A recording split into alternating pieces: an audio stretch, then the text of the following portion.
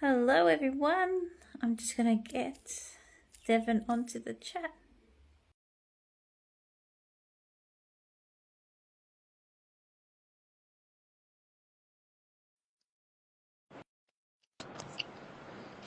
Hi, Sarah. how are you?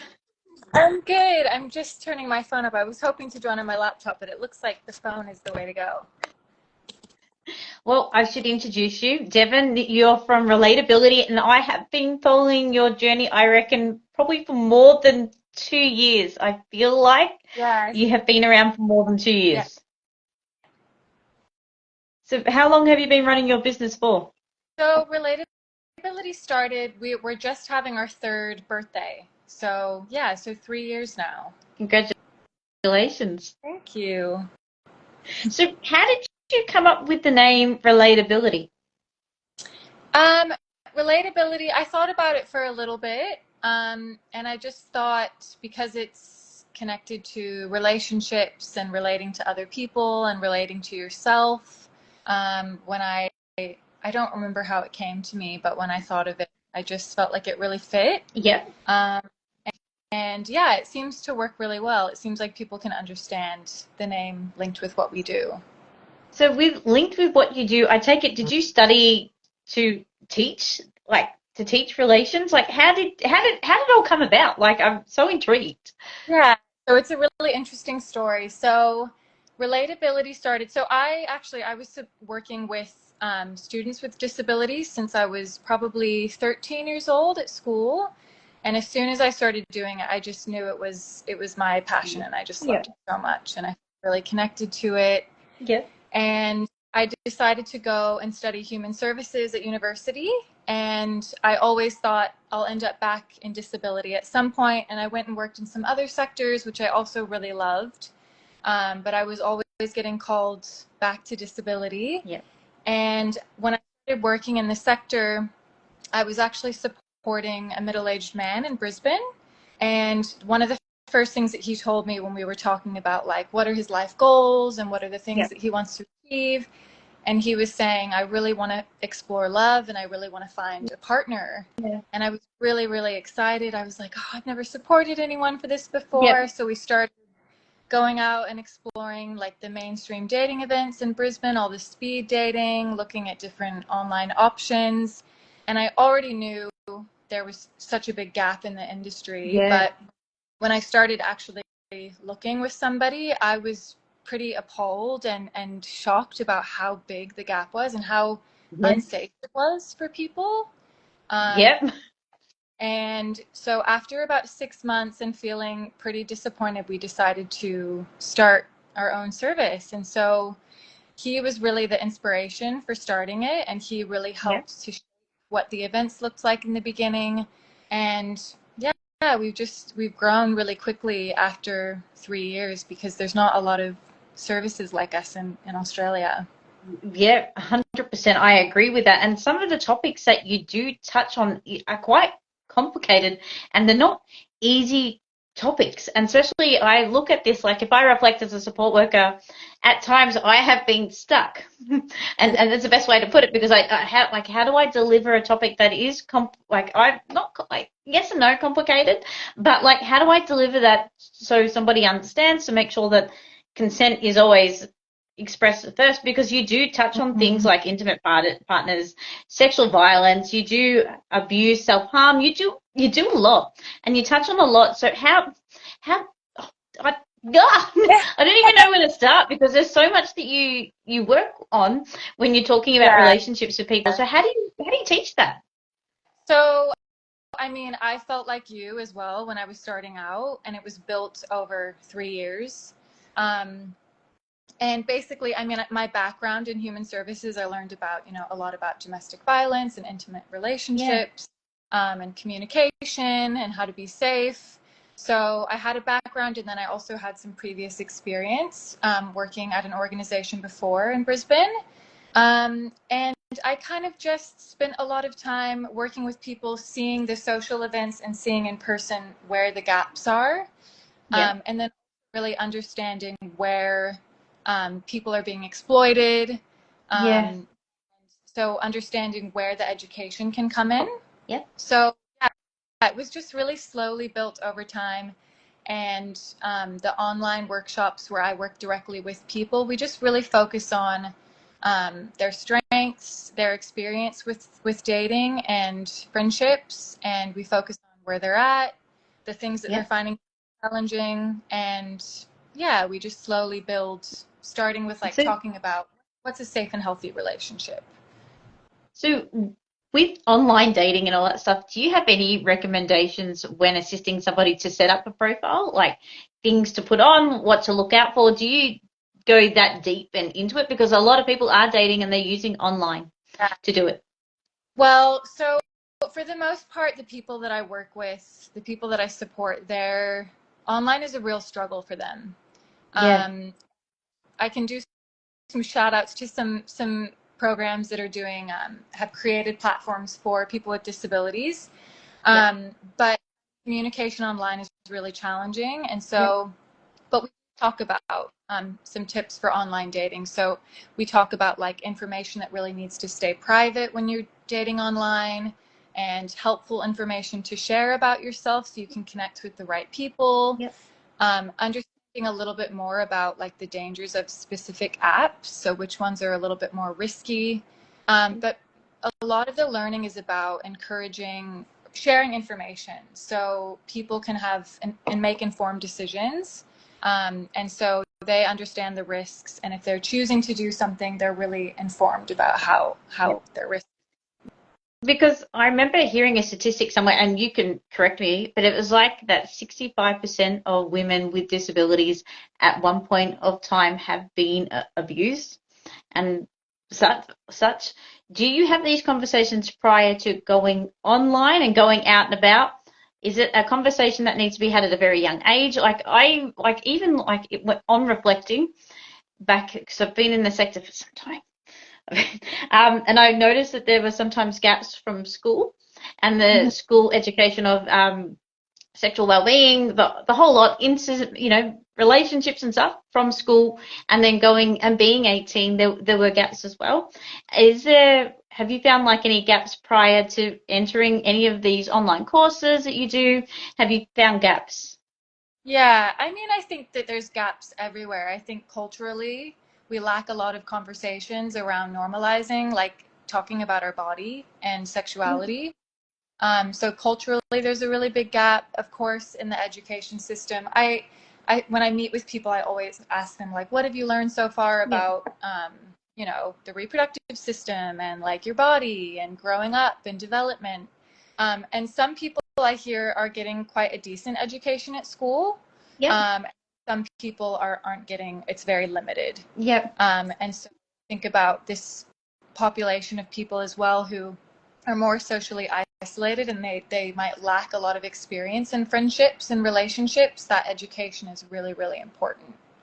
I found consent, like in my time, like talking about consent and asking for consent prior to things happening in people's worlds. I always found that as a conversation part, and it's something as simple as, can I have permission?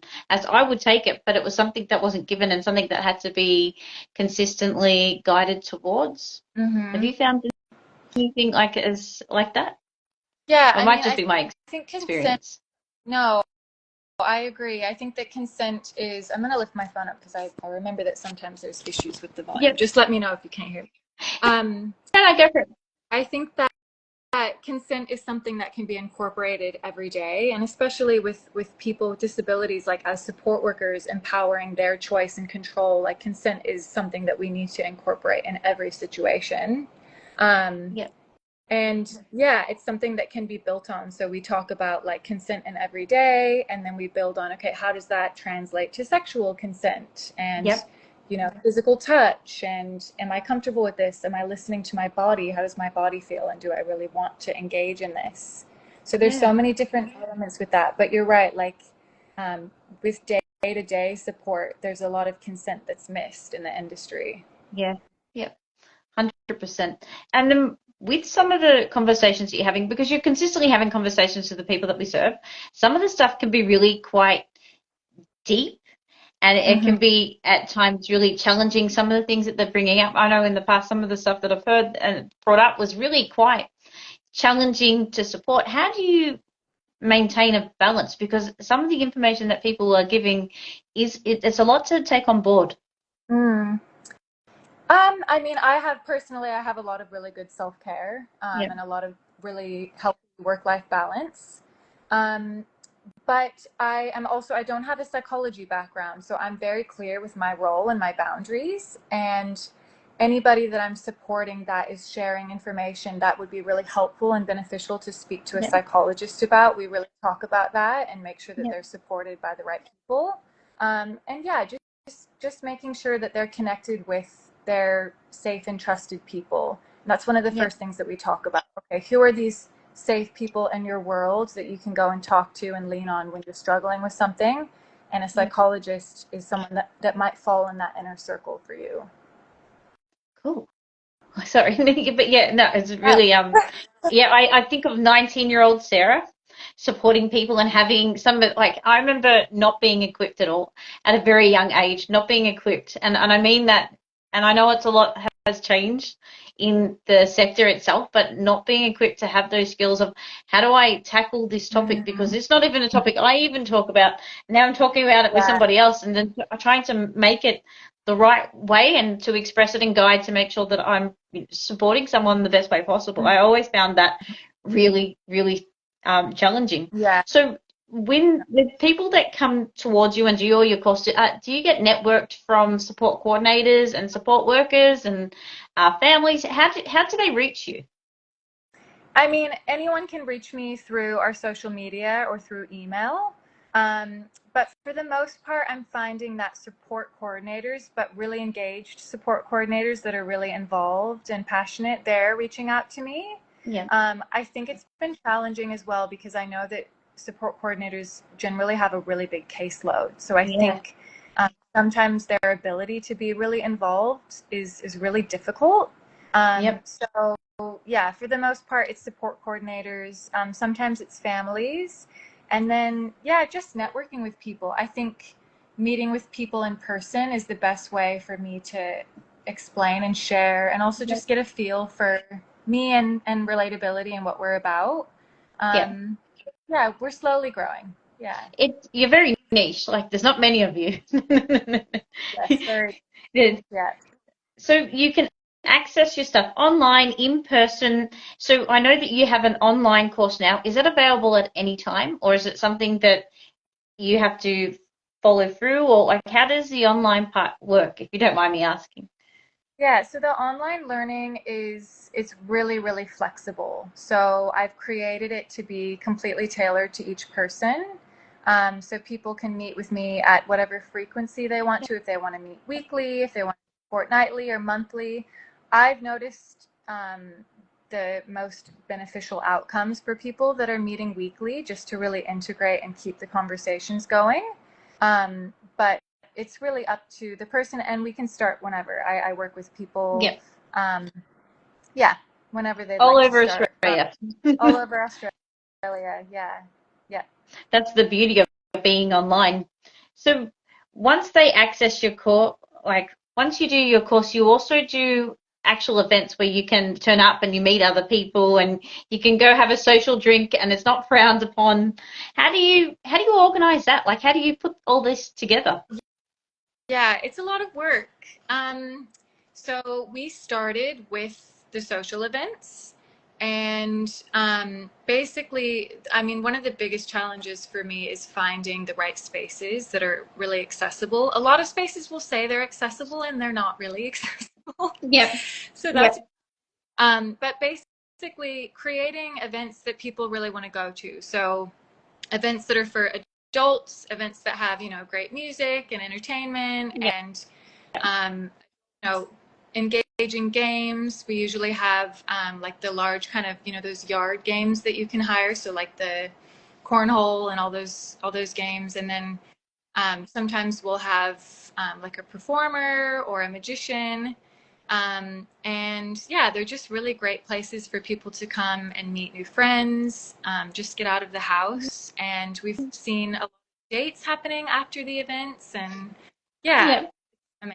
So how do you come up with the ideas to bring like musicians and have the like? Is this done by the people you serve? Like, are you meeting up with them? How do you come up with the ideas? So we, I mean, I don't know how I came up with the idea for a magician, but I think that we have like a planning committee where I meet with the people in our community and they help to plan the events, and that's been really, really helpful because then they're events that they want. Yeah. So I'm sure we came up with that idea in one of the planning meetings. We also had an LGBT plus like pride celebration, and that was a dating that community, and we had a drag queen come and perform, which was really cool. So yeah, they're all different. They're really tailored for what our community is wanting. So are they all the physical events are all in Brisbane? At the moment, they're all in Brisbane. They've been kind of scattered around depending on accessible venues and also trying to reach other communities, because it seems like we have a lot of people wanting to join our events on the north side. Yeah. So had one like at the Dolphins Leagues Club a few months ago. We also had we had a couple at Eat Street Markets, which was really cool, right along there. And we're planning to have a large scale one near the Sunshine Coast in June this year. So that will be the date released for that fairly soon. And if you wanted to attend this event, is it best to follow your socials? Have you got an email list? Just like if I was a person wanting to attend. Yeah, so it's probably best to follow us on socials. We announce everything and put really visual posters up with all the details. And then you can also join our mailing list. So I send out emails about all the upcoming events, about the online workshops, about our visual resources, all of that. Yep. Sounds so cool. Like, I've seen some of your photos and it just looks like a hell of a lot of fun, to be honest. Like, when I've seen people out and about and acting their age and being their age, I think that's probably the most important part. Yeah. I believe, because I remember in this sector there was this undertow that, you know, people to go out and have a drink, it was such a big deal, and now it's not. And it's organisations like yourself that are normalising the fact that they drink too. Yeah. They go out and have fun as well, which I enjoy seeing. So I've got to ask, you talked about people having dates after your events. Is this one of your wins, or have you got another win underneath your, like, you know, in your stack of cards? Can you tell me about a win that you have? Yeah, I mean, I think I was actually just chatting with someone about this the other day. They were like, how do you know that you've been successful? And I, like, at the events, if I look around and people are like mingling and smiling, that's like so amazing already. But we've had a few people go on dates afterwards, which is always really cool. I don't usually check in afterwards because I leave it to people, but sometimes they'll reach out and they're like, going on a date tonight, which is really exciting to hear. And we also had a couple last year who had previously met at one of our events. And then about a year and a half later, he proposed to his partner at one of our events, which was really, really cool. They met at an event, and he really wanted to propose at a following event because he... I would have ugly cried for sure. I would have had like the biggest ugly cry if I had seen that. Did that just melt your heart? Yeah, it would have. And that is success there. It was really, really nice. No, I don't even know if you can beat that. Are you planning? Are you gonna, like? Do you reckon you'll end up going to the wedding? Ooh, I don't know. Oh, that's a good question. I did chat with them, and they were starting to plan. So yeah. Yeah. That is cool. That is really cool. I would have ugly cried for sure. So, what is your dreams and, you know, for the future, like with your business, like where is it going to go and where do you reckon it's going to take you? Sorry, I missed the last part. Right. Where is it going to go and where? So for the future, what is your dreams for relatability? Like, where do you see it heading? Oh, My dreams for relatability. I mean, my passion is like social outcomes, just seeing people connect. I mean, I believe that relationships are the most beautiful part of life, and I think everyone should be able to experience that. And so I would really be passionate about connecting with other people living in different states in Australia and supporting them to start building like their own version of this. And I don't know if there's anyone interested in that, but I just would love to see more of this happening, more conversations happening. Yeah, that's probably my really big dream with relatability. Sorry, off topic, but you said it. Do you teach heartbreak, like when people get broken up with, and like what happens then? Is that a part of it as well? Yeah, I mean, I guess I don't teach heartbreak. I think that we explore also. Yeah. Sorry. I think okay. I think we talk about that's actually in the confidence workshop, because we talk about dealing with some of those really challenging feelings that come up while you're dating. So feelings of rejection, feelings of loneliness.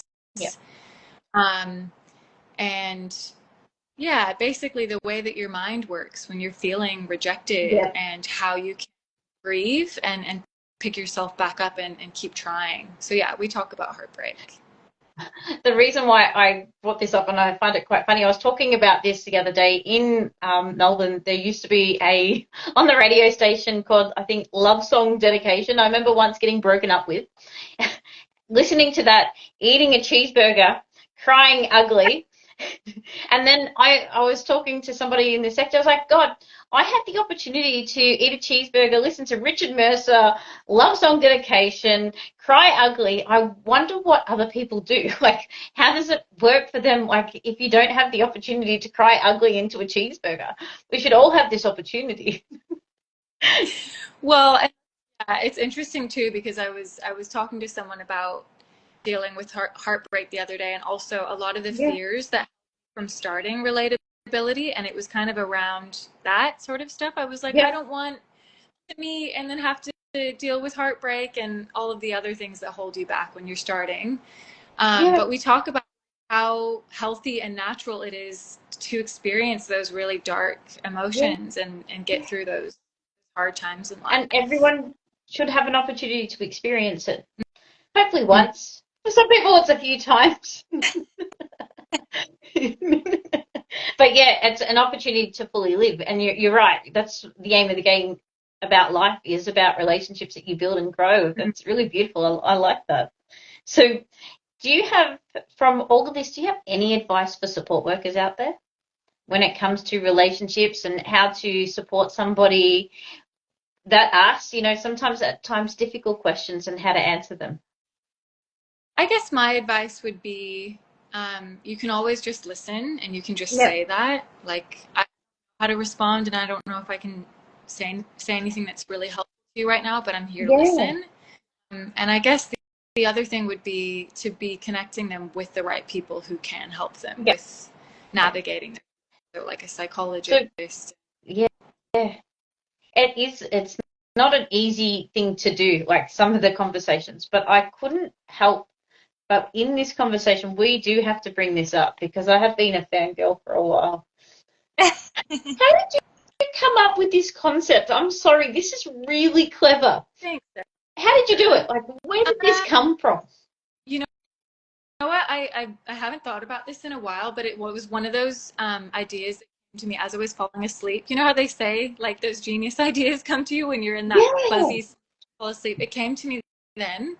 And I remember I sat up out of bed and was like, I need to remember this, because, and then just started basically fine-tuning and shortlisting all of the, like, really important stuff that we talk about in the online learning, and just putting them onto visual cards, with the idea being that support workers, parents, families, teachers could start exploring this stuff at home and in the community.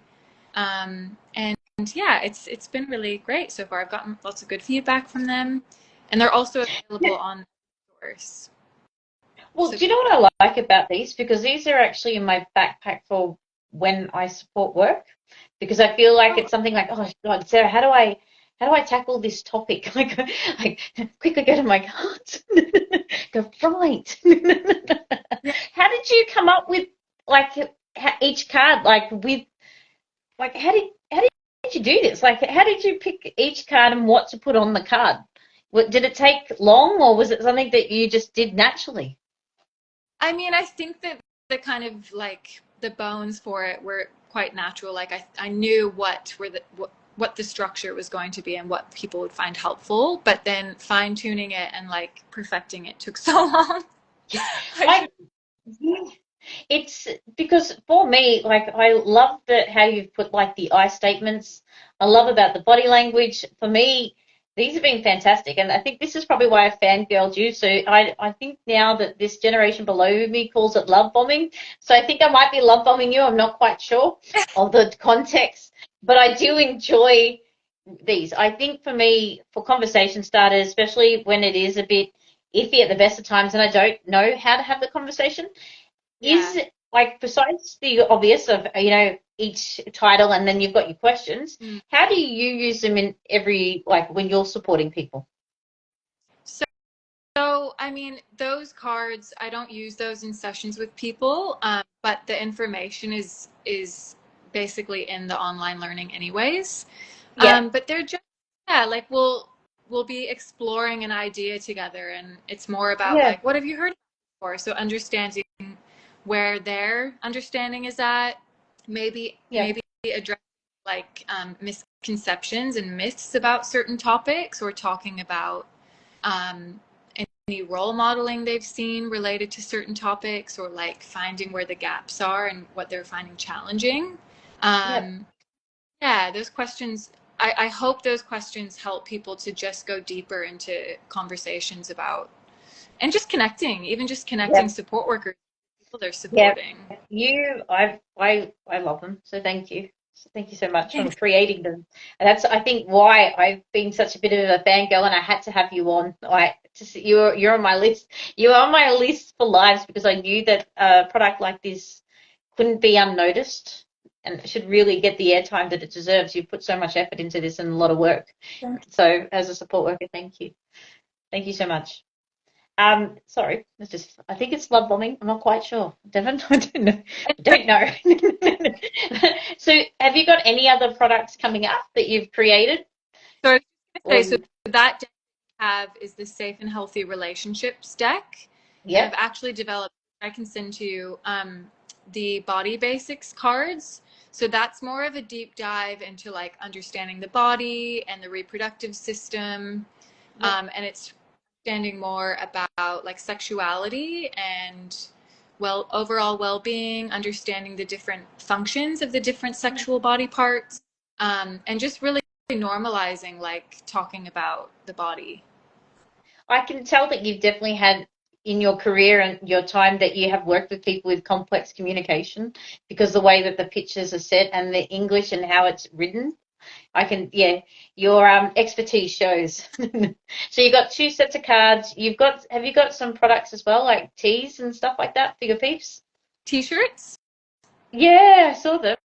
Yeah. So we have, is that what you were asking about, T-shirts? Or Yeah, so you've got your cards. Is it t-shirts and hoodies? we have You've got a, T-shirts, and we did have hats before, but we don't have those right now. So we have T-shirts. 100% of the profits go towards our social events. oh Um, wow, yeah, and yeah, our visual cards. beautiful. So you're pretty much reinvesting as much as you can into your business to make sure that we can guide people. And we're all learning. It's not what I love about your business, it's not just about supporting the people that we serve, it's also supporting the people around them as well, which I Yeah, think I thoroughly enjoyed your journey because you're working with support workers, with families, with support coordinators, the group around that person to be able to deliver and support that person to where they would like to go. That's really yeah. cool. I really, really love that part because I mean, I only work with somebody for maybe 6 months, but the people in their lives are going to be there for a lot longer. So it's really awesome to be able to just connect with them and yeah, support them any way that I can. Upskilling their community around them. That's awesome. Yeah, yeah, it is. So Have you got anything else on the horizon that you can tell me about? Or is it all top secret? Well, I'm excited. We're gonna have another speed dating. The speed dating's been going really, really well. We just kind of segued from like when we started out, our social events were more like free Yep. flowing, fluid, like everyone just, going around socializing. And I kept having people say, I really want to try speed dating. And I was like, oh, are you sure? That's pretty intense. But it's been going so Yep. just really clear about sharing with people what speed dating is before they join, because it is a different way to date. Yep. And I was just so amazed with how well it went, and like Yep. just seeing how many people turned up and like how brave they were, because it was quite confronting and I think nerve-wracking for a lot of people. And by the end of it, they were all just having so much fun. I think there were 15 matches from the first speed dating event, and there were Yep. 8 from the last. And so we're gonna start throwing some more joined groups. So we'll do speed dating for all-inclusive ages, and then we'll do speed dating for our LGBT plus community, and and then we'll have that workshop and social event on the sunny coast as well. But we're going to start having those more regular speed dating events. With speed dating, do you have like a cue card? Because I could imagine if I went speed dating, I would be very awkward and I wouldn't know what to say and I'd probably get really nervous. Do you have like some cards, or do you work people up? How does it work for somebody to go speed dating? It's been a while. Yeah. I've been in the panic for a while. So for our events, there's lots of activities and stuff on the table. So basically what everyone's welcomed in, and then we join and we kind of talk about, like, it's totally natural if you're feeling nervous. Everyone here is feeling the same way.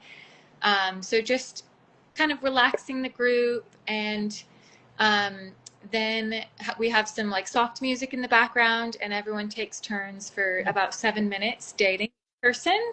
And there's games on the table, there's snacks, and we have basically good topics for conversation. So a lot of people have been finding those really helpful. So it talks about like, what are your hobbies? Yeah. Tell me about your friends and your family. Where are you from? All of those kinds of, holidays, pets. So I find a lot of people are looking at that and finding it helpful. And all this is on your social media when the speed dating is up. Like, how do you do you get to a point where you need to expand to get more people dating? Because for me, like if I refer to living in a small town for a bit, you only had a certain amount of people that you could date. Is there a way that you expand it? Is it expanded through the people, like people knowing, like God, Sarah, the word escapes me, but like from talk, like from someone we serve to somebody else, a friendship groups, like how does it expand itself? Relatability for the most part is word of mouth. Yeah. When I started it, that was really important to keep it that way, because I wanted to keep it really safe. Know that the people that were joining were people that were in the community. And so that has really helped to keep the events really safe. And yeah, for the most part, it's people that are joining and having a lot of fun, and then they go home and tell their friends about it. But it has been a challenge for us to get ladies to the events. We generally, what I've been doing is I've been selling more or leaving more available ladies tickets, and then we'll match the males tickets at the end. Yeah. So I'm always trying to reach out and get more women involved. But yeah, there's a lot of people talking about it, and that's usually how we get people joining. So pretty much, if you're a lady in Brisbane looking to speed date and need a bit of assistance, you're it. You can hook a girl up. Yeah. Do you feel like a matchmaker? It's funny because people say that to me, but no, I don't, because I'm not matching people. I mean, the way that I think of it is I'm creating the space for people to come and explore all of that on their own. Sometimes I might third, and I'm like, oh, I wonder if they will be a good match. And I will say I'm usually right. But Not an answer, no. Yeah. Like, it's not a scene from Maths or anything. It's nothing as intense, but it would be, I reckon, it'd be kind of beautiful to watch and then watch people grow and develop, especially in an area that if they haven't had an opportunity before to have these real life experiences and live human. Yeah, it's really beautiful to watch. Yeah, it's the best. Yeah. Do you run out of dresses? Because it seems like you got a lot of events. Like, do you run out of clothes? Like, how do you keep this fresh? I just wear my related shirt. So, but we do, that reminds me, we have had an event where it was like dress to impress, and that was really fun because like some people showed up in like tuxedos, and Yeah. lots of ladies got really dressed up. That was really cool. But yeah, I would like to have so many events that I'm running out of clothes. That would be awesome. I would be cool. Oh, all right. So if anybody on the chat has got any questions, have you got any questions yourself while we're here, or anything that I haven't touched on or talked about when it comes to your biz? Oh, Do you have a question? I totally do. Sorry, it just came to me. As an entrepreneur, how would you would you give any advice of anyone looking into running a business like yours? Mm. What would you do differently if you had the chance? Honestly, I don't think I would do anything differently. I think the one thing that I would share with people is that it takes time. And I think if you really believe in what you're offering and if you're really passionate about it, like if there's a lot of heart in what you're offering, people can feel that Yeah. and will be successful because it's got soul. Yeah. And so just stick with it, keep doing it because you love it. And yeah, I guess sometimes it's felt like the stress can take away from that, and I need to remind myself why I'm doing it. Yeah. But yeah, if you're really passionate about something, it's so worth it. Always. Yeah. Absolutely. Wow. We have a lot of people that do watch the lives again, or they watch the podcast, and then I get questions afterwards. So if anyone wanted to reach out to you, what is the best way to reach out to you? The best way would be through email, but people can also, whatever platform they use and is easiest for them. I'm on, Instagram. They can DM me. We're also on Facebook. I know a lot of our participants tend to use Facebook, so Facebook is also a good one. Um, and yeah, email or through the website. Yep. Easy to Yeah. find, easy to track. You've got a heap of things coming up. Have you got any questions yourself? Anything that I've missed about your company that needs to be said, because you do such an awesome job and I love what you do? Thank you. No, I don't think so. I think just if anyone even just wants to connect and has questions, they don't necessarily want to link in with the service, but they just talk. I'm here. I'm here to support people. And you're happy to for families, for support coordinators to reach out to you if they have somebody in mind, because I'm always quite upfront. If I'm the right fit, I'm the right fit, and if I'm not, and that's okay as well. Yeah, totally. Yeah, I would, and I offer free meet and greets. That's probably something helpful. So if people want to meet with me online, that's a great way for me to share a little bit more about the service. And also if the participant wants to meet, we can talk more about like what they're struggling with and what their goals are. So it's a nice way to see if it's a good fit for them. I can meet with families, I can meet with support coordinators. Beautiful. So yeah, the meeting. Thank you so much. I really enjoyed this show. Thank you. So did I was just a fangirl. I think it's just because I have a deep appreciation of what you do, and I can see what you do, and it really, you do really glow, and it shows. Like when you're really passionate about something and you love something, it shows through your work that you do. And you had me on the cards. Thank you so much. Thank you so much, Sarah. That's all right. All right. Have a lovely night. Thank you so much for joining me. Thank you so much. Have a good night. All right. See you, mate. Bye. Bye.